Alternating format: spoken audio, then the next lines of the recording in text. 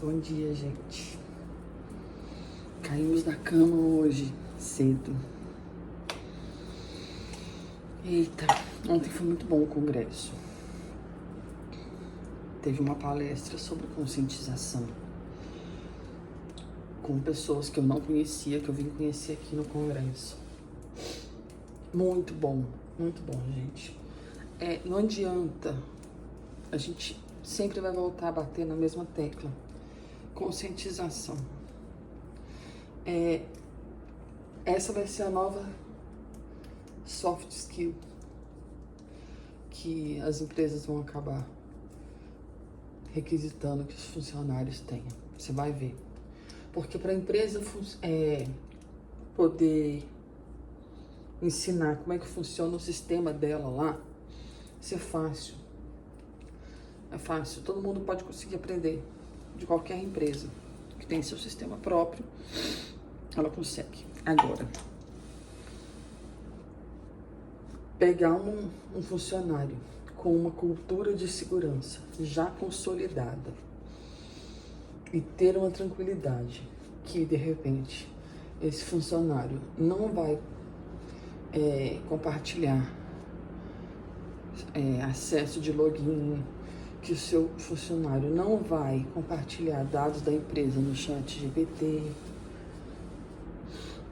né? Que ele não vai achar um pendrive na rua e vai colocar na máquina para saber o que tem dentro. Isso é muito importante. Então, o profissional que já tem essa cultura de segurança digital consolidada, para ele como pessoa e para a bolha dele, ele acaba reforçando ainda mais a segurança de onde ele estiver. Assim como o funcionário que é negligenciado por falta de informação, por falta de instrução, vai colocar todo um sistema de uma empresa em risco. E todos nós estamos vulneráveis e pode acontecer com a gente, da gente cair num golpe. Pessoas mais leigas podem cair no golpe, por exemplo, num golpe, por falta de conhecimento. E às vezes pessoas mais técnicas,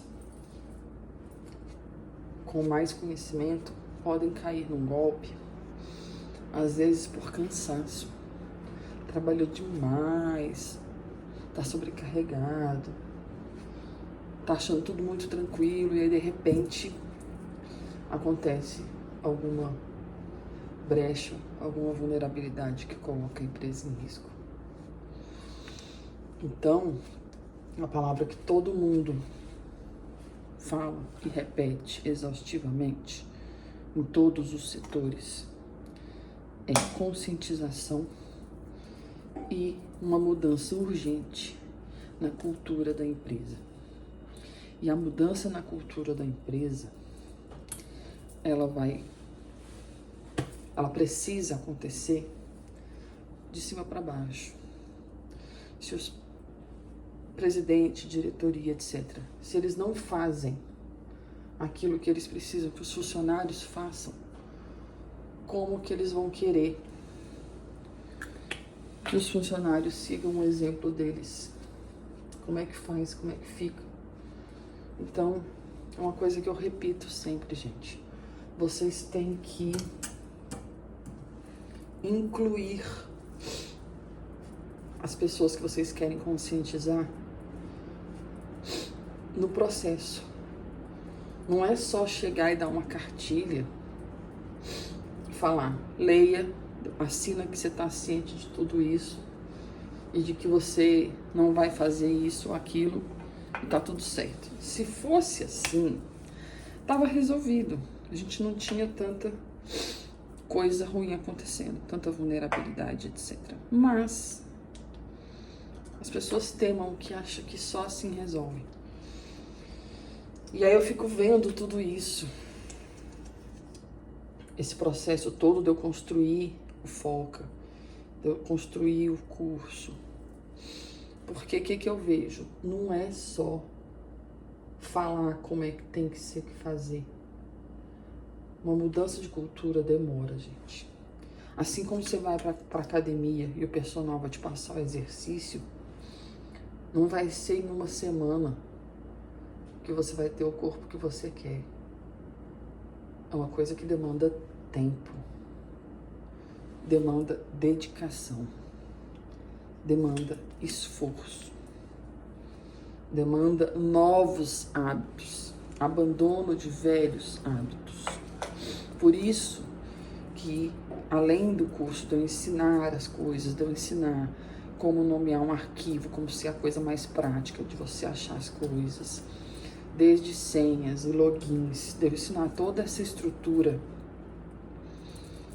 lógica e técnica de por que salvar assim é mais lógico e mais fácil, mais inteligente do que salvar assado. E eu vou mostrando por quê. Além disso, eu indico filmes, séries, documentários, livros. Por quê?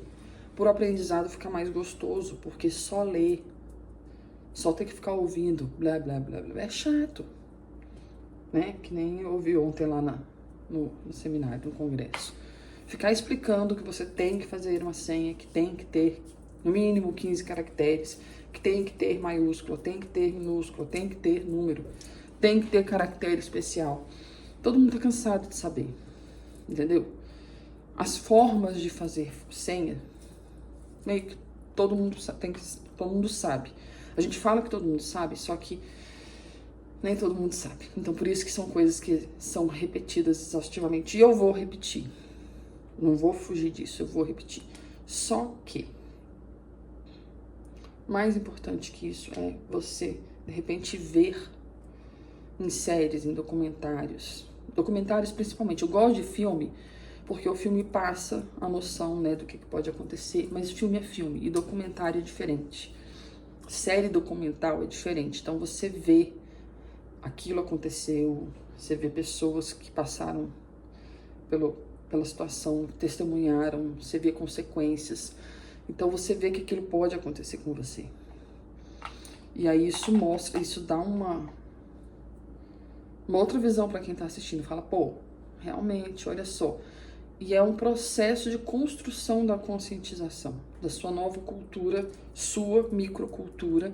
E aí você vai, mais uma vez, você vai ensinar as pessoas da sua bolha a essas mudanças que você está vendo como positivas. E você vai estar fortalecendo os pontos fracos da sua bolha.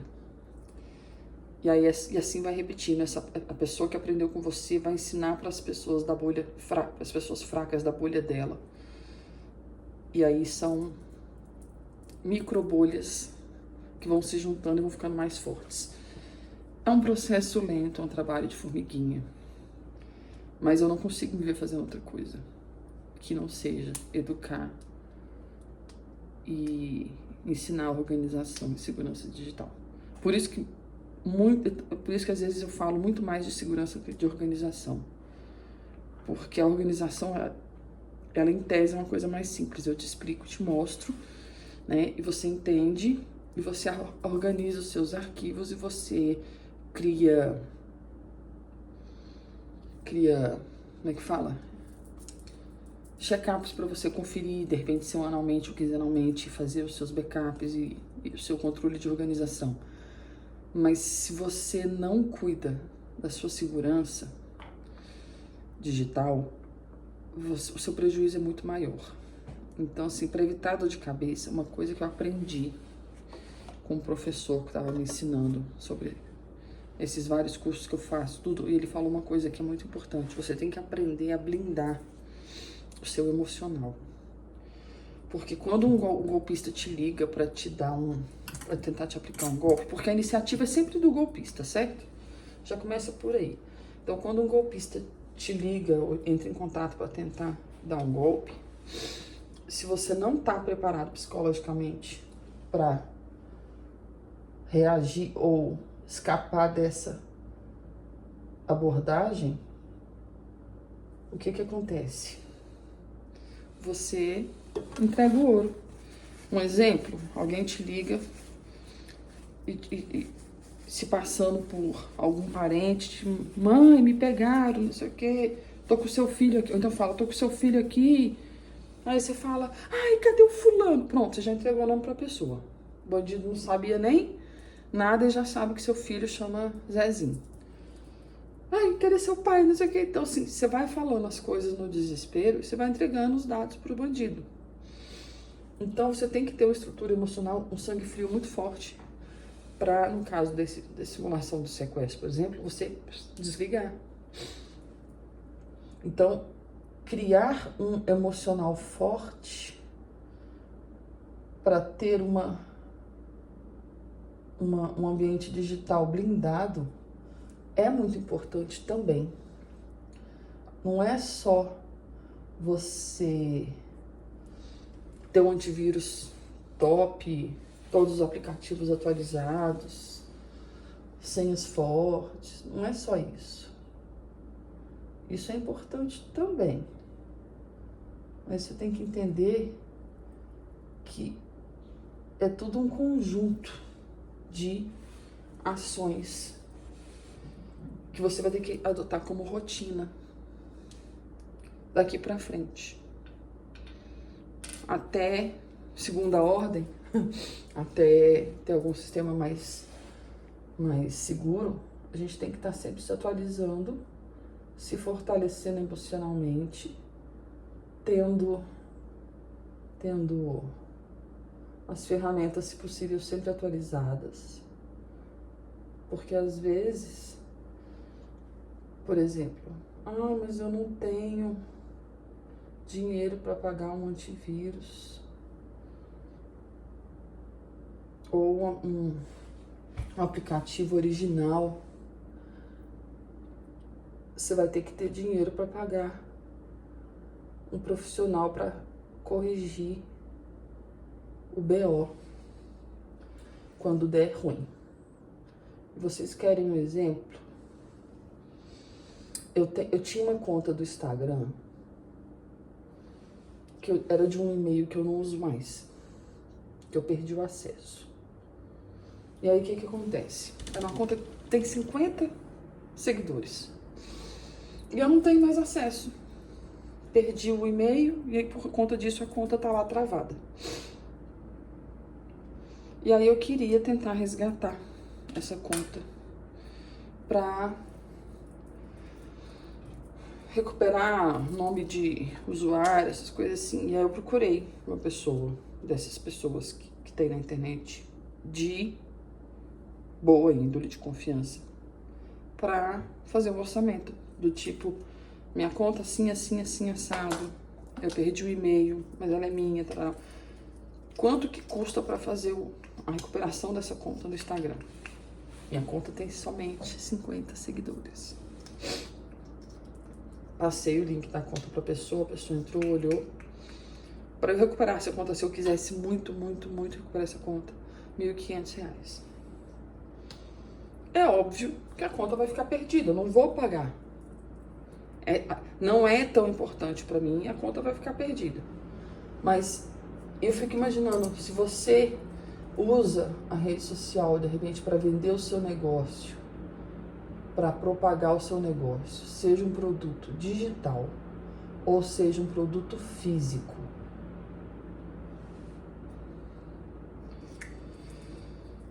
o que você faria? Eu lembrei agora de um caso, né, que eu era corretora de imóveis. Para quem não sabe, antes de eu criar o Foca, eu era corretora de imóveis e eu trabalhava numa rede de imobiliárias internacional. E aí eu estava, vira e mexe, eu fazia cursos de aperfeiçoamento, com profissionais de vários lugares do mundo. E tinha uma pessoa do ramo imobiliário que eu seguia, que era de Portugal. 15 anos de experiência no mercado imobiliário, o Instagram vasto, com vídeos, com ensinamentos muito bons. E aí a pessoa perdeu a conta porque a pessoa de Portugal, hackers, eu acho que eram da Bulgária, sei lá, invadiram a conta dela e sequestraram a conta dela. E aí ela criou uma conta alternativa, falando, gente, clonaram minha conta, cuidado, etc. Aí ela recuperou a conta, graças a Deus ela conseguiu recuperar. Agora imagina a pessoa com conteúdo no Instagram de 15 anos. Normalmente vocês que têm conteúdo no Instagram, vocês fazem backup do que vocês publicam? Vocês têm isso salvo se acontecer alguma pane? Eu acho que não. Imagina essa pessoa, 15 anos de mercado imobiliário com conteúdo de 15 anos ali, desde que o Instagram era mato, né? Botando vídeos e conteúdo. Imagina se os hackers que clonaram a conta dela, se eles simplesmente apagassem tudo. Ela ia ter que começar do zero. Recuperar conteúdo, recuperar seguidor, recuperar toda uma bagagem digital da história dela. E isso dá trabalho, construir isso dá trabalho, leva tempo e você não recupera de uma hora para outra. Quantos seguidores, de repente, se ela perdesse, para recuperar tudo isso de novo? Então, a gente tem que ter esse cuidado, porque a gente usa o Instagram como ferramenta, as redes sociais como ferramenta para divulgação do nosso produto, e é o nosso nome que está em jogo. Então, se clonam e se usam o nosso nome para dar um golpe, a gente tem que pensar em como reverter isso, porque é a nossa cara que está em jogo. O bandido está ali atrás, mas é a nossa cara que está em jogo. Então a gente tem que tomar cuidado com essas coisas e se prevenir. Então, às vezes, um antivírus, ele é mais barato do que você ter que pagar uma pessoa para tentar recuperar a sua conta. O prejuízo, entendeu? Então, assim, não custa nada. Ah, mas eu não tenho como pagar um antivírus pago. Instalar um antivírus pago. Procura algum barato, algum gratuito. Tem, sabe, assim, é um pouco acessível, é mais acessível, você pode procurar. Mas tenta, começa a se educar para entender. De repente, nomenclaturas, eu também explico algumas nomenclaturas básicas dentro do ambiente digital, que tem muita gente que não sabe. Então vamos começar a, de repente, procurar pessoas para a gente beber água da fonte, mas pessoas com segurança, né? Não vamos repassar a nossa responsabilidade para o próximo. A gente tem que ser responsável pelos nossos atos, fisicamente, no mundo real aqui fora, mas o mundo aí dentro também é real. Então a gente tem que parar de tentar separar essas duas coisas. A gente não vai mais voltar para a época dos Flintstones. A gente está muito mais próximo dos Jetsons, quem é mais das antigas sabe, do que dos Flintstones. Então vamos parar de agir como da idade da pedra lascada, porque isso não vai ajudar. Fugir do problema não vai ajudar. A gente tem que conhecer. Sabe por quê?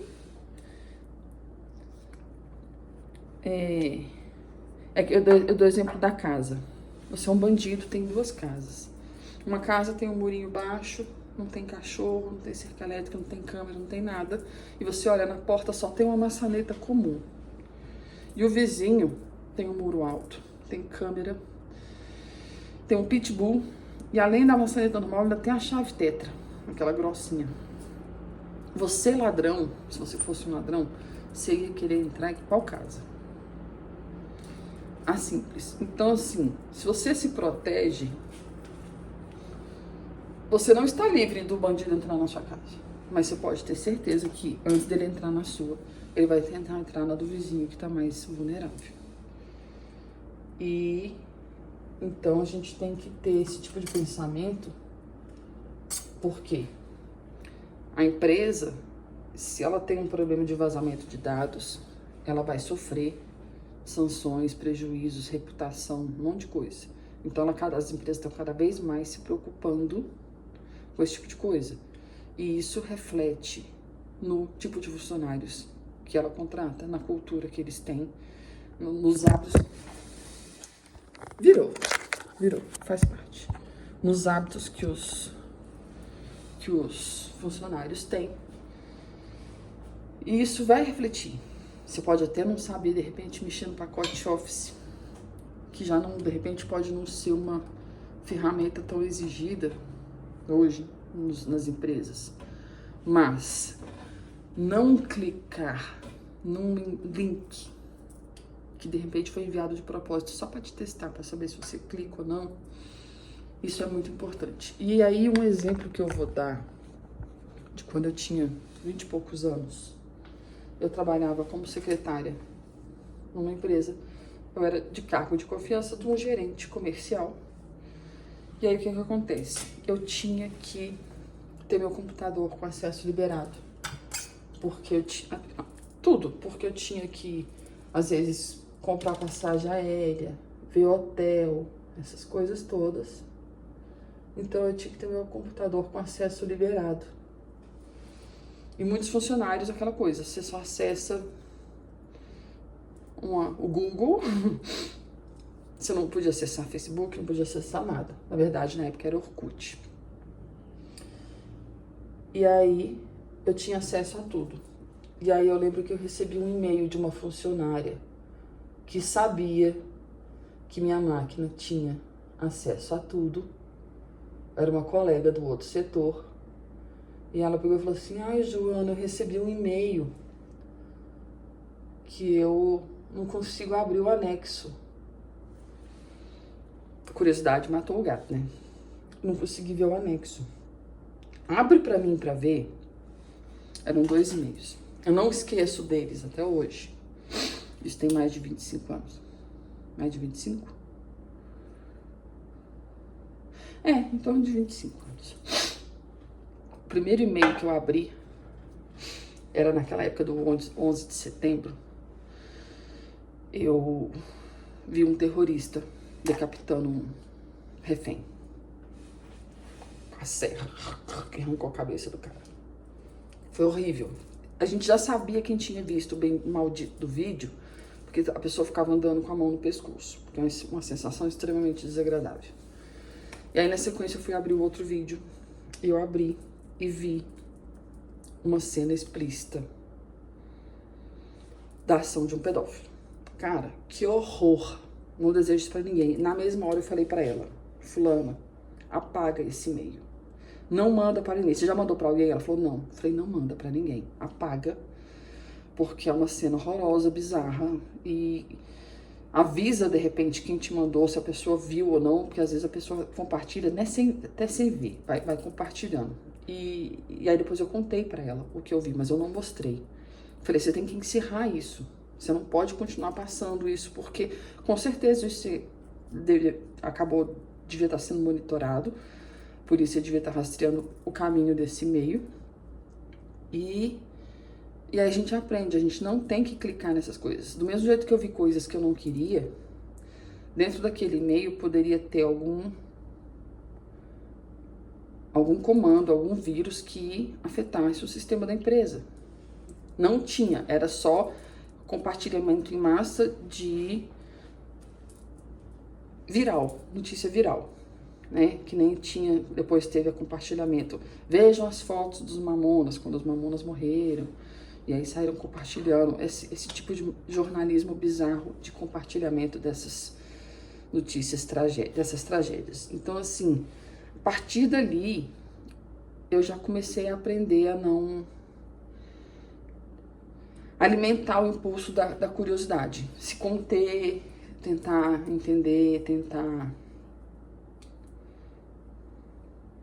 se educar, né, ao seu controle. Por exemplo, adesivo em carro. Desde sempre, minha mãe sempre me ensinou a nunca ter adesivo em carro, porque os adesivos que você põe no seu carro revelam atitudes da sua rotina, do seu cotidiano, dos seus hábitos. Então, o único adesivo que tem no meu carro é da troca de óleo. Precisa ter. Pronto.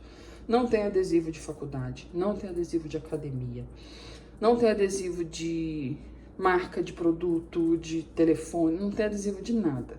Porque isso indica a sua rotina, indica onde você estudou, indica onde você malha, indica onde você frequenta. E isso passa mensagem. Por exemplo, uma outra situação de adesivo que eu falo para vocês não botarem em carro. bebê a bordo, né?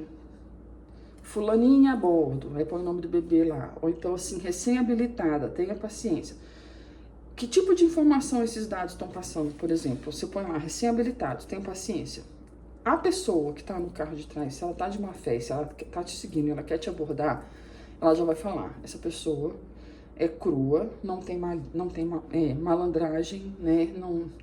Não vai ter reação rápida e ela é assustada no trânsito. Então, para você abordar, parar um carro, a chance da pessoa não reagir e ficar é maior. Então, você fica visado.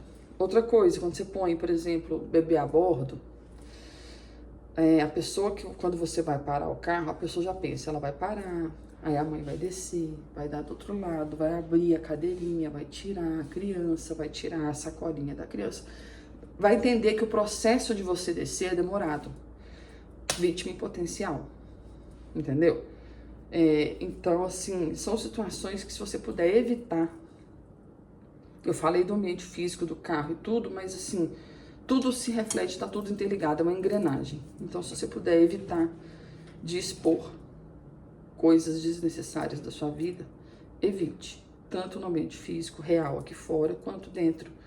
Então, assim, expor onde você costuma frequentar, expor fotos ainda mais com crianças. Eu não sou muito de falar sobre crianças, porque tem muitos profissionais e criadores de conteúdo gabaritados para falar sobre isso. Mas assim, não divulgar em perfil público uniforme da criança, onde a criança estuda, sabe? Tá indo pro balé, tá indo pro inglês, fotos da criança se divertindo, ainda mais deixando foto pública, porque, ou então pessoas que não são muito ligadas à sua família, vendo a intimidade da sua família, sabe? Tem um perfil privado, se você for querer divulgar essas coisas, tem um perfil privado, mas não divulgue as intimidades da sua família, né? Porque você não sabe quem tá vendo e o que eles estão fazendo com aquilo. E a gente viu, pegando um gancho aí, quem viu o vídeo do Felca mostrando a adultização das crianças nas redes sociais, e é uma coisa que eu vejo há muito tempo, muita gente batendo na tecla, falando, não expõe, não expõe, não expõe. E, ai, Joana, mas por que você tá falando isso? Você não tem filhos, não é seu lugar de fala. Eu não preciso ter filhos para me preocupar com as crianças, sabe?